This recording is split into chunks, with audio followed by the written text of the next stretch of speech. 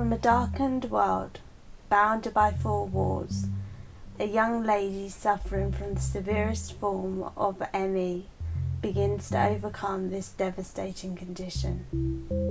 She starts to unfold her wings like a butterfly, taking its first flight. This time, from beneath the shades, she gets a glimpse of a world far different from the one she remembers. But how? It's never been done before. My name is Jessica, and welcome to my world. I wrote this story to give myself a voice at a time that I had nothing, due to being completely incapacitated with a condition. I've now found my voice again, after being lost without it for so long, and want this book to be a medium in which I'm able to share my story of severe ME, one of the most misunderstood conditions of its time. ME stands for myalgic encephalomyelitis. It remains a little known neurological chronic condition that is more commonly known as chronic fatigue syndrome. As it is a chronic condition, it doesn't just go away. This book follows 4 years of my life, from going from a normal, healthy teenager to being completely incapacitated on machines keeping me alive.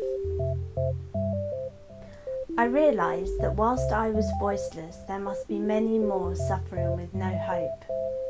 I now have found my voice again, and want this book to be the medium of my experience with severe ME. I'm crowdfunding because I believe this is a project that needs to be heard. It will enable me to make the book through a self-publishing route and make it more accessible for people all around the world. The plan is to do an audiobook, an ebook, a hardback book, and also a paperback. This wouldn't be possible without your help. So first of all, thank you for visiting my crowdfunding campaign. You can help me reach my goal by sharing this book through the hashtag #BehindDarkGlasses. There are ways you can buy a version of the story with exclusive Kickstarter rewards of posters and bookmarks. You can also make a donation without a reward if you would like. Please share my story through Facebook, Twitter, and any other social media.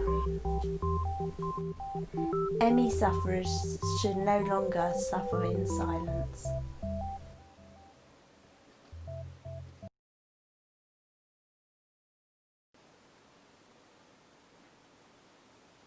Art is freedom with no boundaries.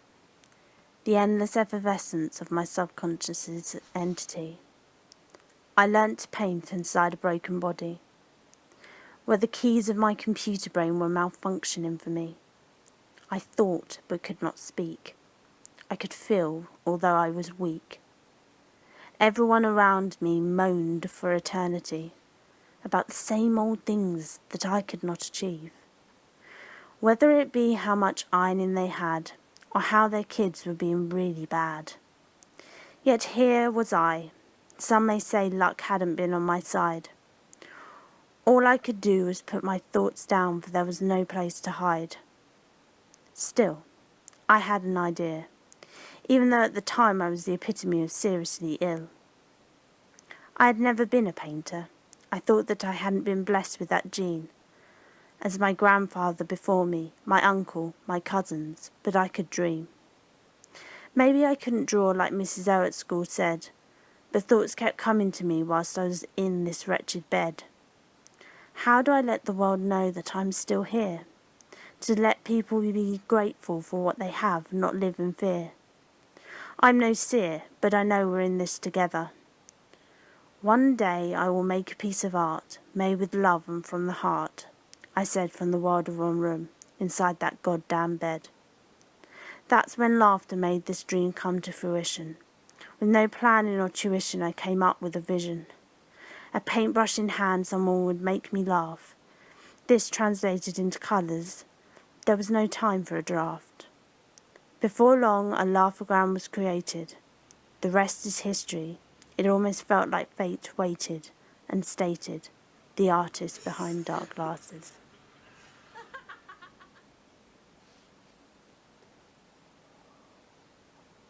Hi, I'm Paul from Trending, Who, What, Where, and When.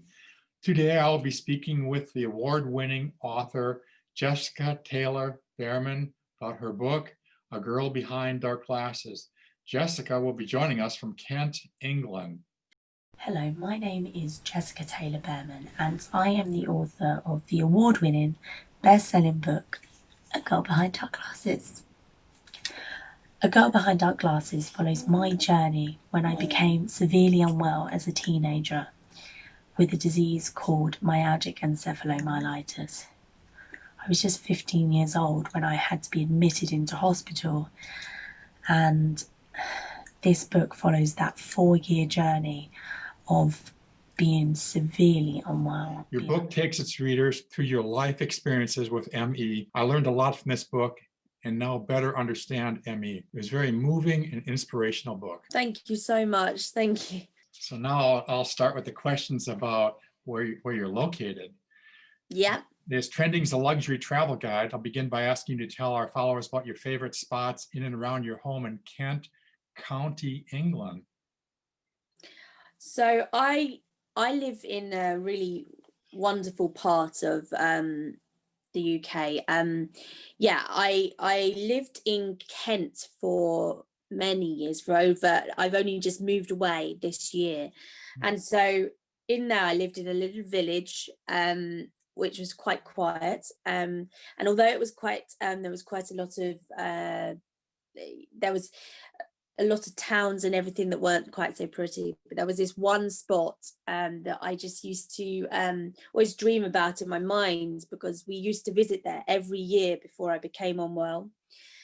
It's a place called Bluebell Hill in Kent, and you go on to the hill and you can just see for miles. And I mean, it's so much that you can even see the sea at the end, you know. It's just stunning. And my dad, who's a paramedic, he lost one of his best friends in a air ambulance crash, and that's where it went down. So that place has so many things, because we used to go there as a mark of respect every year. And so when I became really unwell, I just had to picture that place and picture all the things that I used to do there, because I really needed that escapism from the suffering that I was in constantly. Okay, when I Googled Kent, England this morning, the following are the most searched questions about Kent. Number one, what is Kent, England famous for? Well, Kent is very, it is famous for being the Garden of England. So it's known to be that. And in Canterbury, there's quite a lot of history there. Lots of, very big history within the UK. So we had, there was a murder in the cathedral many moons ago, but it's got so much history in that city. So that's my favorite place, is Canterbury, to go and just go around. It's like it's very old, it's got cobbles and everything, so it's just a really beautiful area. Yeah. Okay, the second most asked question, is Kent posh? Not where I came from. Not when no. I would say it depends where you are, but not really. No, I think it used to be a lot more so, but particularly originally come from a place in called Medway, and that is anything but posh. Anything but. Yeah, but it depends where you go. It changes completely. Okay. What is the accent in Kent? Well, have you heard of the term chav by any? Have you heard of that? Right. So there is a part of Medway is quite known for people having a chavvy accent, which is that there is a town in Medway called Chatham, And we used to call the people who went to Chatham Chatham. We were going to Chatham, and that's where the phrase chav came from, because it was the chavs in Chatham who were a type of person. So yeah, that's the claim to fame from where I live. Okay, I just saw that term in a book yesterday, and Really? yeah, I actually looked it up because I wasn't familiar with it. Yes, it's quite a big thing in the in the UK now. They've gone all over. Oh, okay. How far is Kent from London? It's not far at all. So it depends. If you're going in a car, it would probably be about an hour away. But we now have a fast train, so you can get into London in about 20 minutes or so. So it's really quick. But as I say, if you were driving or going by any other public transport, it would take double the time. But there is a particular train that goes straight through and straight to London. So yeah. What inspired you to become a writer? So I'd always loved writing. I'd always really connected when I was writing stories or anything like that. And I think really from a very young age, I always wanted to write, but I didn't necessarily have that self-confidence to think that that was something I could do. And then I became really unwell. And, you know, when I say my life changed overnight, it was literally 6 months and my life had completely gone in a completely different direction. And there was nothing stayed the same, if that makes sense. So, you know, my friends, they were growing up, they were still going to school and everything, but I was stuck in a time warp. I was just stuck with the same things going on. And the only thing I could think to do was, you know, I didn't want the time to be wasted time. So for me, writing how I was feeling and sort of having that document is in my diary that I kept called Bug, that made me feel that that time wasn't lost, and that in years to come, I would be able to use that to help other people. But yeah, so it was a form of survival mainly. And that's when you decided to write A Girl Behind Dark Glasses. Yes, so the title was always going to be the title. Literally from 2006, I was straight on there. That's going to be the title to my book. Because really, I was completely hidden behind dark glasses for over a year. I couldn't take them off. I couldn't see any light burnt my eyes. So I couldn't take them off. And even if it was a winter's day, really dark, I couldn't take them off because my eyes had got used to that. And when I was in hospital, because as I said, I was in hospital a hell of a long time, so I was over 4 years constantly. And the only thing that people, you know, because obviously hospitals, there are thousands of people in a hospital, but the only thing that everyone knew me by, no matter where I went in the different hospitals, was the dark glasses, because it was so bizarre, because you would have a dark winter's day and someone would be wearing dark glasses. So yeah, so I sort of became known by that. And I really feel like where I was hidden, I was treated very differently. So I don't think people always saw me as a person. I had a lot of time where they would shout at me, they would do this, and they didn't connect at the fact that there was a person behind those dark glasses, because I couldn't speak, I couldn't move. And so it was as if I wasn't there. And when those dark glasses started to come off, when I got the power of speech and that, you know, my life changed again, and not always in a great way. But it was really important. And it was also like a statement, you know, this is what's going on in my life, and the dark glasses is what makes me different. So A Girl Behind Dark Glasses is what I wrote about my journey as a teenager, because as I say, I was completely well. Then I had a flu, just a flu virus, nothing particularly special about it, or a particular disease or anything. And then I just never recovered. And I tried to keep going. I tried to push. I tried to fight because I didn't want to be ill. And I became more and more unwell.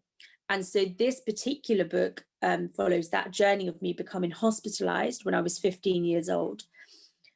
And everything that happened in that time until I am discharged 4 years later.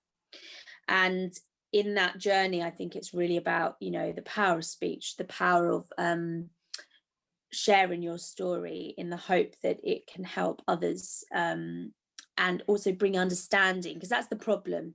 You know, the severe ME, so myalgic encephalomyelitis for the nice long tongue twister name, that is really a misunderstood disease. No one understands because there's not enough research going into it. So they just see you as being lazy or just staying in bed. And it takes a lot for them to understand. And that means that the person suffering has to suffer a hell of a lot more than they would need to, because, you know, you've got medication that they won't give you. As I say, at the moment, you know, I'm struggling to get pain relief and things like that. So yeah, so it's sort of it's a real insight into the world of someone with severe ME.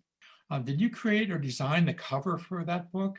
Yeah. So I have actually got 2 covers now, because it's just been made into a limited edition copy, 2nd edition of it. So yeah, the first one is actually my face. It's half my face. And weirdly, the half we chose didn't, because I had an NG tube, which is a nasal gastric tube that fed me straight into my stomach. So the other half of that face actually has the NG tube on it. But we decided if you had like half that sort of striking image, it pretty much says what the book's about, you know. And the confetti around it was there because that was the hope. That was the, you know, all the light and the color that was there, but it was behind dark glasses and you couldn't see that light in my eyes. And so that's where it came from. But as I say, now it's just changed into this. Okay. So they got rid of the face, which, you know, it's nice to see a different cover, but yeah. So I'm pretty stoked to have 2 different covers. Yeah. I really liked your book trailer, the one you did, A Girl Behind Dark Glasses Kickstarter. Yeah. So the Kickstarter was, I was in a film that was actually an American film. It's called Unrest, and it's on Netflix at the moment. And it's all about my condition, and it follows the life of an American filmmaker, Jen Breer. And so that meant over a few years, I was being filmed how I was physically and how those improvements have been made, or how my life was affected by severe ME. And so I worked with quite a lot of wonderful filmmakers, you know, directors and things like that, and producers. And so when it came along that I wanted to bring A Girl Behind Dark Glasses to light, I managed to, you know, call on my friends that had filmed me those years ago, and they came and they wonderfully did a really lovely video. But what I loved about it was the idea that the butterfly was coming out of the cocoon and it was spreading its wings and flying, and that for me is that hope symbol. And that's why all over the cover those confetti marks are all butterflies. Oh, really? Because it is that hope and everything. So it was a really big part of it.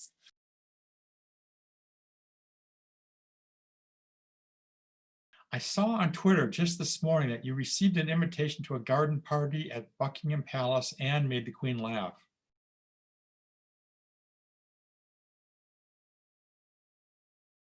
You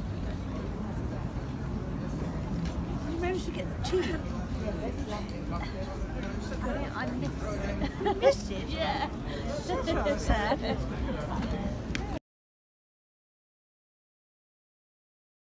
Yeah, so I run a charity called Share a Star, and it was my little ray of sunshine when I was in hospital and coming out of it. So I make different things for seriously unwell children and teenagers. And yes, I randomly got a letter from the Lord Lieutenant of Kent, and saying that I was going to be invited to the Queen's Garden Party. And it's amazing because when the envelope comes in the post, my goodness, it's the thickest paper you've ever seen. You think it's probably worth so much money, just that piece of card. Yeah, so that was really exciting. And I was actually pregnant with my daughter, so I didn't know how I would manage it, because obviously my ME fluctuates throughout the day. So at some points I can be, functioning a bit better, and sometimes I completely crash. So we had to plan that day. And when we got there, it was the most beautiful sunny day. And so because I was in a wheelchair, because I generally have to use a wheelchair to get around a tool out, so I always use one. They parade all the wheelchairs along the side of Buckingham Palace, and then the Queen came up, and you had all the royal family. So there was the Duke and Duchess of Cambridge and other ones as well. And it was amazing, because as they went past, they would start talking to you, but it was very hard for anyone to get anything from the Queen, because she was just waving and continuing. And she said, "Oh, have you all had a good time?" And I said, "I didn't even get a cup of tea." "No tea?" she said, and she laughed. She said, "Well, you did something wrong then." So it was really funny. Yeah. I was going to ask you about your voice activated diary, Bug. So Bug was my little friend. It really did become an outlet for me. And I first started it because I felt like the days were slipping away. I was really, really ill, out of consciousness a lot of the time. I describe it as limbo land. So it was like this place where I wasn't really there, but I could hear, and I couldn't focus on anything or concentrate on anything.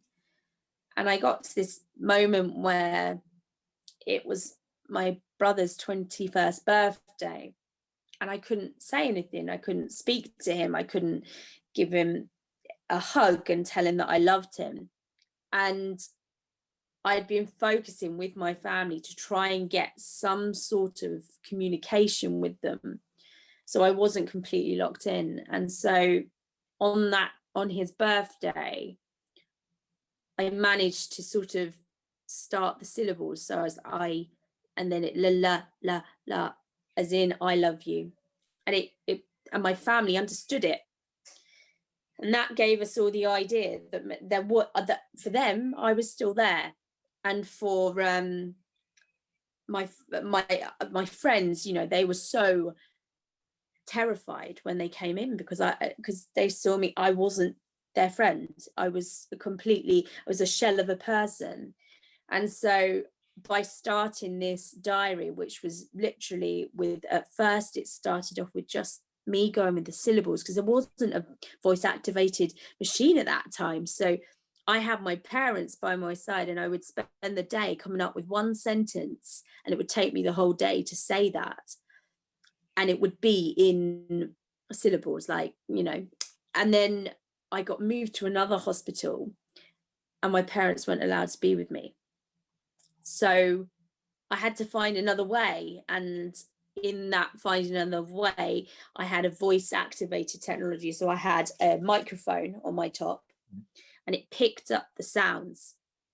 And then when I went to write the book, I came back to it and sort of understood my journey in a whole new way, I think.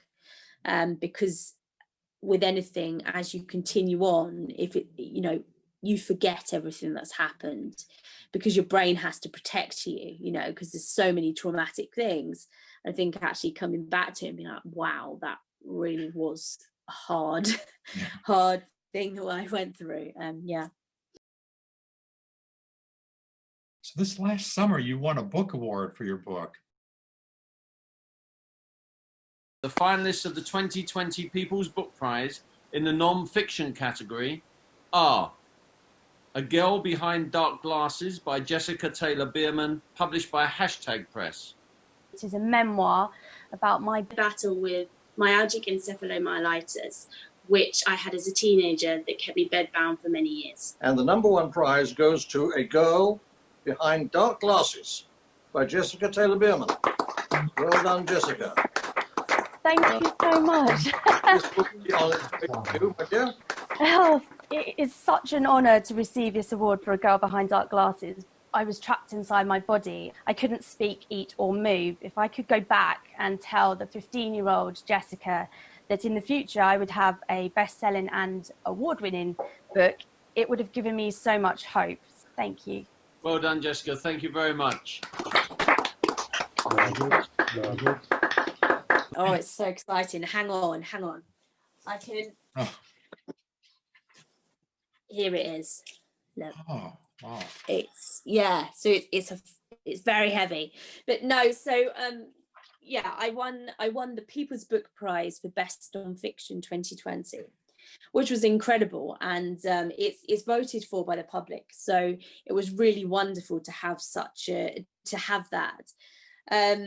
But what my aim was in that is I really wanted to bring a voice and sort of a platform for ME sufferers at the moment, because obviously, as I say, with the whole COVID situation and everything on top of it, there are more people who are going to be suffering with ME, and they've already called it long COVID, but they're very similar symptoms to ME. And so I really wanted to use that platform to actually just talk about the importance of looking after yourself, self-care, because I honestly believe if I had someone right at the beginning when I first got that virus and I felt really unwell afterwards, if someone had said to me, actually, you need to rest, you need to be careful, I swear I don't think I would have got as ill as I got. I got that ill because I took the typical British approach: keep calm, carry on. That was it. You don't fuss about it, you just keep going. And that is not, it doesn't work. So yeah, so I kind of really want to bring that message to people that, please look after yourselves, and I don't want anyone else to go through what I had to go through. That's the main thing. So, which is why it was so important for me to write it. And I'm actually writing my second book now, which is the continuation on the journey, because it didn't stop there. That's the thing, it carried on. The next book, it goes along with 7 years of, so 7 years on from this. So it's from 2011 through to 2017. So it's quite a bigger amount of things that happen, to be honest. But again, I think it's really important that people hear this, because I think although we are voiceless, we are silent sufferers, because the world can't see us. And I think because a lot of us are completely housebound or bedbound, and we can't communicate with people, because even that's exhausting. So I really want that to be a voice for someone who hasn't got that voice. When will that book be available? So it comes out on February the 26th, I think. So not long. And as I say, I have finished writing it. I'm just doing the last edit of it. Okay. Which is, I just, at the moment I'm mid trying to reach a word count, and I've currently gone a bit over it, so I've got to slice things down and that, but yeah, no, so it should be coming out on February the 26th. Okay, that's right around the corner. Okay. Yes.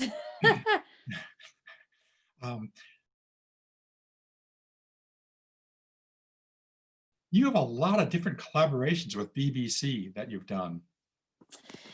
I have, yes. So as I say, I was bedbound for 12 years,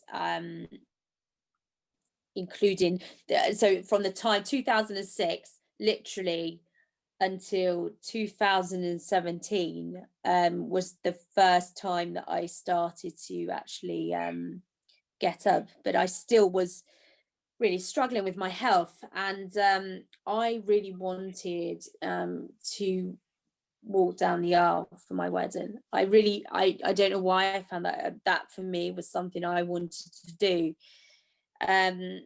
But with a chronic illness and with ME, it's not very easy to even go about that. And so I sort of went along with it, and we started a BBC Stories, which they do for they just highlight different stories happening in the UK. Like some of them are called The Amazing Humans, where it's people who are making a difference and that kind of thing. And so I did that, and it actually was seen by something like 13 million people, which is just mad. But as I say, after that, when that went out, I was quite unwell, because whenever I do anything, I suffer greatly from post-exertional malaise, which is basically after you've done some form of activity, your symptoms flare up and you become quite unwell. So I was suffering with that and didn't really know what was going on. But again, I always want to provide some hope, because I think of me as a 15-year-old, if I had been able to see the hope that actually, you could learn to live with this condition, but you could also live, you could get married, you will have a child, that would have given me so much hope that I really needed at that time. You've done a lot of things with social media. I don't know where you get the time. It looks like you have 2 Facebook accounts, Instagram, you have 2 Twitter accounts, you have YouTube videos. Yeah, so I'm quite lucky, because my husband helps with with one of my Twitter accounts that is just about a girl behind dark glasses, and then also the Instagram one. So the 2 that are the book ones, he actually posted quite a bit on there. Yeah, no, I can't keep up with it, and that's my problem, is because I just don't even know where to start. But then you think, well, it has got quite a lot of followers, so I don't want to just shut it down, but it's just, yeah. So I do get help from my husband for that. But my main thing that I go on is my Facebook page, which is The World of One Room. That is very much the one that I'm most prevalent on. And then I also do my Instagram, the J Latte one, that's me, and also my Twitter as well. Yes, I forgot to mention actually that I can say that the second book is called A Girl in One Room, which I thought would work at the fact that this is called The World of One Room. And I think my YouTube actually started because I lost a friend to severe ME, and she was known as a bedridden activist. And you just like that, they contradict each other, don't they? Because if you're bedridden, you shouldn't be doing activism work, but that's what she had to do because no one understood the disease. And she very sadly passed away, and I was just like, wow, she made such a difference to my life. Someone has to continue her work. So this was back in 2012. So I wrote, and that was my first thing I wrote really, was a video which I called The World of One Room. It was an awareness one. And I spent my time doing it with my dad. So we filmed it together, and it was sort of my ideas, but he was putting it together. So I did that one, and then that went everywhere. So I decided to do the next one, which was called 7 Years in the Making, which was my first time in a chair. And I think that's the thing. I do come up with a lot of everything I do sort of has a title to it. So, so I had The World of One Room, 7 Years in the Making, then I had Long Way Up, which was the first time, was my journey to standing up. And also I did another thing called For the First Time, which was my first. So you're literally talking about washing your face for the first time. sitting outside for the first time, having a bath for the first time. And I think the thing about those kind of hashtags or those kind of titles is it makes people think, because you're like, the first time you've had a bath, you know, because that's just a normal thing. But you know, that is so I tried to come up with really simple titles, but are really effective in the sense because they just say it how it is, but make you question and think, oh, what's that? And then you find out more about it. So yeah, but I haven't done a proper sort of campaign for a while because a little 1-year-old takes up a lot of my energy. Yeah. Would you share with us any advice you would have for new writers? Yes, so I would say just write. And I know that sounds really, really silly, but it's the start. If you write something, it doesn't have to be what you're going to actually end up writing, but getting into that mindset of writing a bit every day. Even if it's a paragraph, few sentences, it will get your mind working. It like it's like whirring machine round, and then suddenly you'll be inspired by everything. And I would also say take time every day to have a moment of reflection. So you know, that time I try to take half an hour a day where I'm on my own and I'm sort of thinking myself and having that moment, so I know what I want, as in from a day or anything, and get a damn good notepad, a proper notepad with a proper writer's pad and a good pen. That does wonders.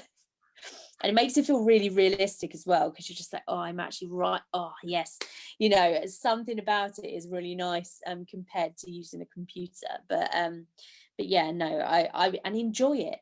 Enjoy your writing. You know, it is going to be hard. There are going to be challenges. I mean, at the moment I'm trying to get rid of 15,000 words, you know, but you look at the after effects and I don't know, when you see your book in you know, in its flesh, it's such a proud moment, and you know that that's going to be there forever, you know, and that's what keeps you going. I saw just this morning that October 10th was your 10th anniversary for your charity. Yes, so yeah, so I'm really funny with numbers. I like numbers and dates, and they all have to sort of fix together. So as I say, I started Share a Star on the 10th of the 10th, 2010. So it was all there. And yes, it was amazing. But of course, because of the coronavirus, it's pretty much flattened our plans for celebrations. But yeah, so I think really at the moment, all the volunteers are chronically unwell. In the UK, there's a thing about shielding. So if you were a particularly vulnerable in the vulnerable category, if you received a letter that it would basically tell you had to shield. So basically you weren't allowed out at all, not even for a walk, because your risk was so high of getting it. So obviously that changed everything. So yes, we've all sort of been stuck indoors all the time. And you know, which in a way is really what my life has been about for a long time. And I think that's the part that I think everyone is really struggling with in that sort of chronic illness community, is the fact that, you know, at the moment we've gone into a lockdown and you can go out once a day for some exercise, or you're allowed to go to the shop, and you're allowed to go to the shop. But everyone feels like that is like a prison sentence, and it's, you know, why is this happening, etc. And it's really hard from a point of view when you are someone who is one of the chronically ill and affected by that every day. And you know, I put a post up about the fact that, you know, I've had a decade-long lockdown, because it's hard when people say, well, you know, it's a prison. You're like, yeah, but that's my life, do you know? And that's really challenging to kind of, you know, process, I think, is what other people I suppose you don't really realize how limited your life is, in the sense of, for everyone else, like, if they lived my life, they wouldn't manage it. So it's just one of those moments where you're like, wow. I think I hope that going through lockdown and going through that time will just bring some more understanding and sort of from everyone else, the able bodies, like, this is our lives. Thank you for emailing me and everything, because it really does make a difference. And especially at the moment, it's very hard in the book world as well, because everything's shut.